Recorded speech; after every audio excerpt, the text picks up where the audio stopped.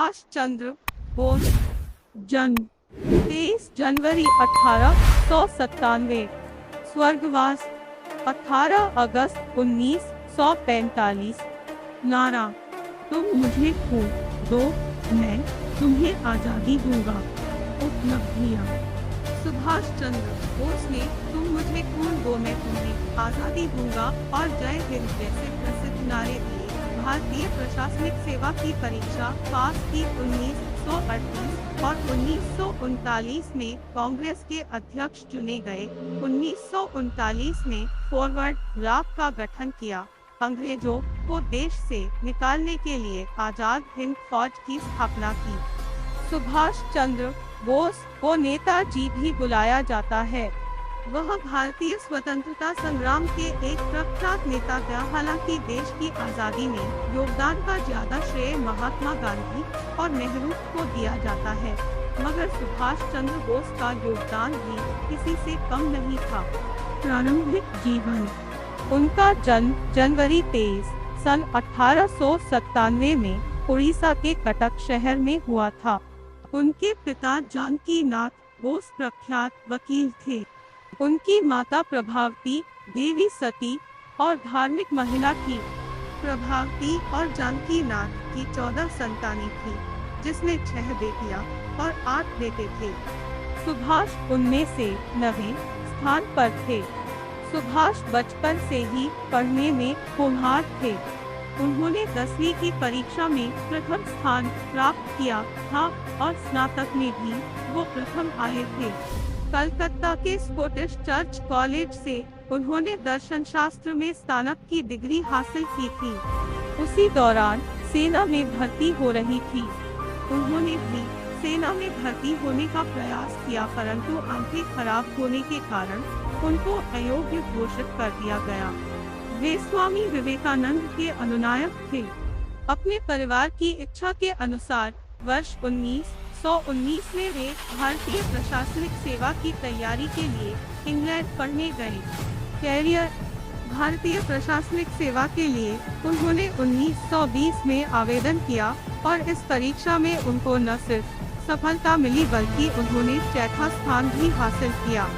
वे जलियांवाला बाग के नरसंहार के बहुत व्याकुल हुए और 1921 में प्रशासनिक सेवा से इस्तीफा दे दिया। भारत वापस आने के बाद नेताजी गांधी जी के संपर्क में आए और भारतीय राष्ट्रीय कांग्रेस में शामिल हुए। गांधी जी के निर्देशानुसार उन्होंने देश बंधु चित्तरंजन दास के साथ काम करना शुरू किया। उन्होंने बाद में चित्तरंजन दास को अपना राजनैतिक गुरु बताया था। अपनी सूझबूझ और मेहनत से सुभाष बहुत जल्द ही कांग्रेस के मुख्य नेताओं में शामिल हो गए। 1928 में जब साइमन कमीशन आया तब कांग्रेस ने इसका विरोध किया और काले झंडे दिखाए। 1928 में कांग्रेस का वार्षिक अधिवेशन मोतीलाल नेहरू की अध्यक्षता में कोलकाता में हुआ। इस अधिवेशन में अंग्रेज सरकार को डोमिनियन स्टेटस देने के लिए 1 साल का वक्त दिया गया। उस दौरान गांधी जी पूर्ण स्वराज की मांग से सहमत नहीं थे। वहीं सुभाष को और जवाहरलाल नेहरू को पूर्ण स्वराज की मांग से पीछे हटना मंजूर नहीं था। 1930 में उन्होंने इंडिपेंडेंस लीग का गठन किया। सन 1930 के सिविल डिसोबीडियंस आंदोलन के दौरान सुभाष को गिरफ्तार कर जेल भेज दिया गया। गांधी जी इरविन पैक्ट के बाद 1931 में उनकी रिहाई हुई। सुभाष ने गांधी इरविन पैक्ट का विरोध किया और सिविल डिसोबीडियंस आंदोलन को रोकने के फैसले से भी वह खुश नहीं थे। सुभाष को जल्द ही बंगाल अधिनियम के अंतर्गत दोबारा जेल में डाल दिया गया।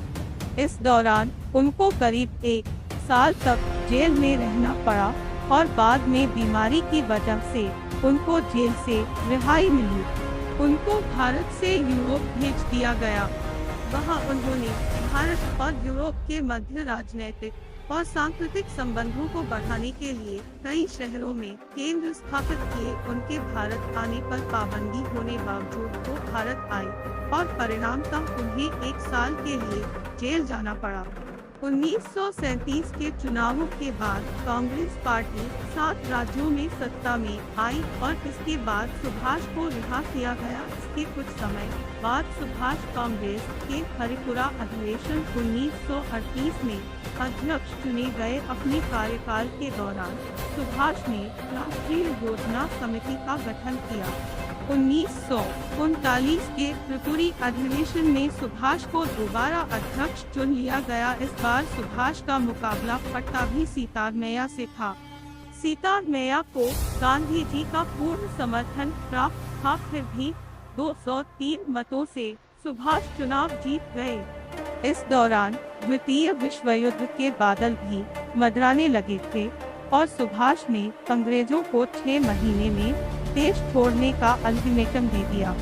सुभाष के इस रवैये का विरोध गांधी जी समेत कांग्रेस के अन्य लोगों ने भी किया, जिसके कारण उन्होंने अध्यक्ष पद से इस्तीफा दे दिया और फॉरवर्ड ब्लॉक की स्थापना की।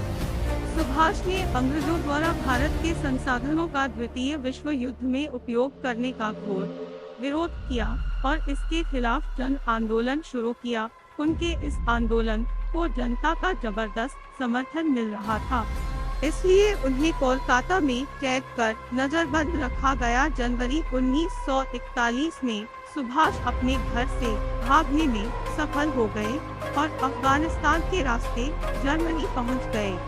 दुश्मन का दुश्मन दोस्त होता है वाली धारणा के मद्देनजर उन्होंने ब्रिटिश राज को भारत से निकालने के लिए जर्मनी और जापान से मदद की गुहार लगाई।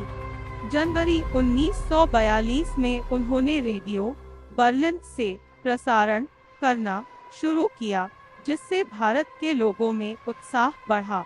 वर्ष 1943 में वो जर्मनी से सिंगापुर आए। पूर्वी एशिया पहुंचकर उन्होंने रास बिहारी बोस से स्वतंत्रता आंदोलन का कमान लिया और आजाद हिंद फौज का गठन करके युद्ध की तैयारी शुरू कर दी। आजाद हिंद फौज की स्थापना मुख्यतः जापानी सेना द्वारा अंग्रेजी फौज से पकड़े हुए भारतीय युद्धबंदियों को लेकर किया गया था। इसके बाद सुभाष को नेताजी कहा जाने लगा। अब आजाद हिंद फौज भारत की ओर बढ़ने लगी और सबसे पहले अंडमान और निकोबार को आजाद किया। आजाद हिंद फौज बर्मा की सीमा पार करके 18 मार्च 1944 को भारतीय भूमि पर आधम की। द्वितीय विश्व युद्ध में जापान और जर्मनी के हार के साथ आजाद हिंद फौज का सपना पूरा नहीं हो सका। मृत्यु ऐसा माना जाता है कि 18 अगस्त 1945 में एक विमान दुर्घटना में उनकी मृत्यु ताइवान में हो गई, परंतु उसका दुर्घटना का कोई साक्ष्य नहीं मिल सका। सुभाष चंद्र की मृत्यु आज भी विवाद का विषय है और भारतीय इतिहास सबसे बड़ा संशय है।